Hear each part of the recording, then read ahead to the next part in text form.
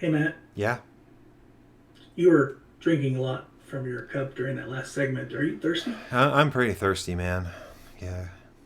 Are you out of your own drink? Because I have some. I have some left. Real, that would be so awesome if you could just let me take a little Oh, drink. That would be okay, great. here you go. Ah, thank you. But don't drink it all. I'm still thirsty. Don't. Okay, all right. Thank you. Thank you. All right. I really appreciate that, Dennis. Hey man, I'm here. I'm here for you. Yeah. Um, but I was just thinking. We talked a lot about the origins of postmodernism. What is postmodernism? What is it? What is it? What's its nature? What is its essence? That's a good So question. let's yeah, let's talk about that.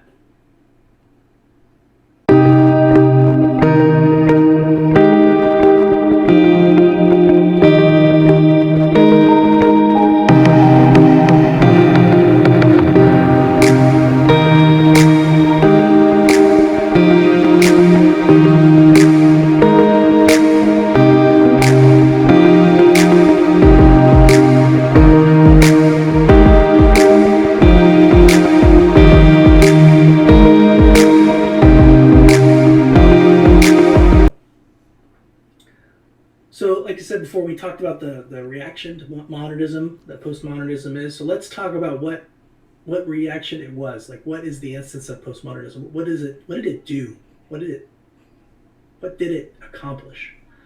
So, can you give us a little quick overview of the key points of postmodernism and what they were trying to do and what they accomplished? Well, what they were trying to do is to reject modernism, is to get, and really in a similar way as modernism tried to reject medievalism in a way, right? Like modernism saw medievalism as this archaic, superstitious sort of approach to life, and modernism said, no, we can do better than that. Postmodernism, I think, does that to modernism. Postmodernism sees modernism as being stagnant, cold, not full of life, uh, thinking inside the box. Postmodernism said, no, we don't have to do that. We don't have to settle for the structures of society, the structures of art, the structures of architecture, these religious structures as they are now. We can venture into all new ways of thinking about art, about architecture, about religion, about philosophy, about everything. Movies and that Yeah. sort of thing. Yeah. Yep. Yep. Like I think I said, Quentin Tarantino, I think, is a good example of kind of a postmodern movie maker. He kind of thinks outside the box. Some of his movies don't follow a chronological order, so it's he's pushing the bounds of what a movie is in terms of that. But I think he does it well because he's a good writer. But I think yeah, that's a good example of a movie of a someone who produces entertainment. Mm-hmm. So what sort of so you talk about they're rejecting modernism. You said before they're rejecting reason. They're rejecting logic. I think they would look upon logic as something that was maybe would be okay to use inside a discipline like philosophy, but maybe you can't use it outside of philosophy because I think they would look upon those sort of things as carryovers from the modern era, and would they look upon it as something that would be as used as a tool to sort of keep people down, or how would they look upon it as like reason and philosophy? Is it just would just not use it, or is it something like a negative? I think what they think is it needs to be humbled. So they think reason needs to be humbled. And I think what that means is something along the lines of, look, you guys had so much confidence in reason and the scientific method and all these kind of things, uh, and the optimism in what humans can achieve. But then we have murder by the millions, under that system. We have all sorts of oppression, all sorts of evils that are taking place. So something's askew. So you need to be humbled. And in that sense, it's not a rejection of reason outright per se, although some go in that direction. Uh, what it is first and foremost is a rejection of reason, capital R. It's this objective reason, or objectivity is bad, right? The emphasis should not be on objective truth or objective meaning or objective purpose. It should be on purposes, right? This subjective sense of the self, this reflection on my own phenomenal states, right? To get a better picture of who I am from the inside and be able to express myself as freely as possible on the outside and not be hindered by what they would probably see as objective reason being an overly restrictive, burdensome tool that does not allow for the full manifold expression of human nature and human creativity and thinking outside of the box. So that's more the optimistic side, I think, of postmodernism. The more pessimistic side is, I think, they're more likely to reject that humans are like just intrinsically good. Like there's something like kind of crappy about humans. But that's why you throw off all of these objectives. You don't tell me what to do. Don't tell me how to express myself. I'll figure that out myself, and I'll create my own meaning and my own purpose. So we talked before about relativism and skepticism, where there's no such thing as ultimate truth. There's no such thing. You can't really know truth. I think, would you say the postmodernists fall in that camp, that there's no such thing as ultimate truth and that you can't know it, even if it did exist? Or I think some would you say that? Yeah, I think some of them would fall in the camp of there is no ultimate truth. Like there is no like finalized version of the truth. There is no like objective truth that everyone can just access equally, and all they need is the right tool to get there. Yeah, so I think they would reject that. Now, I think the more crass forms of it fall into this relativism, like what's good for you is good for you, and good for me is good for me, and there are no truths. It's just, people just have beliefs, and there are no real truths and things like that. I think those are more crass forms, or maybe even some just more extreme forms of it, of postmodernism. A word that gets thrown out a lot is deconstructivism. I once saw an interview with Douglas Murray where he said that the deconstructivists went into all the college departments and started deconstructing all of the disciplines, but they just left their own alone. They didn't deconstruct theirs. So can we unpack, or can maybe we deconstruct deconstructivism and what it means, and then maybe get into the idea of language and how language is used to shape reality and that sort of thing? Because I think those two things are related, right? Deconstructivism and the use of language. Deconstruction, So yeah. Can you touch on that? Yeah, there's this sense in which every culture builds up around itself these sort of, or these ways of using language. And in many cases, you'll see language built up to create maybe tribalisms, for example, right? So language is developed within a particular culture, and those guys over there are seen as bad guys, and our very language that we use is structured in a way to enforce that, to promote that, to continue the belittling or oppression of this other group, right? So this deconstruction is to say, look, I know you think you're saying something that's just an objective fact when you say X about Y group or something like that. But let's dig a little deeper than that. There's some kind of psychological explanation for why you've done that, why your culture has shaped language in such a way as to insulate itself, to protect itself from having to face the fact that it's racist or that it's oppressive in some way, or that it sees itself as superior to other groups in some way, right? Mm-hmm. So deconstructionism will take those kind of linguistic structures and deconstruct them to get at what's underlying the construction of those language structures, things like that. Mm-hmm. And that, No, go ahead. No.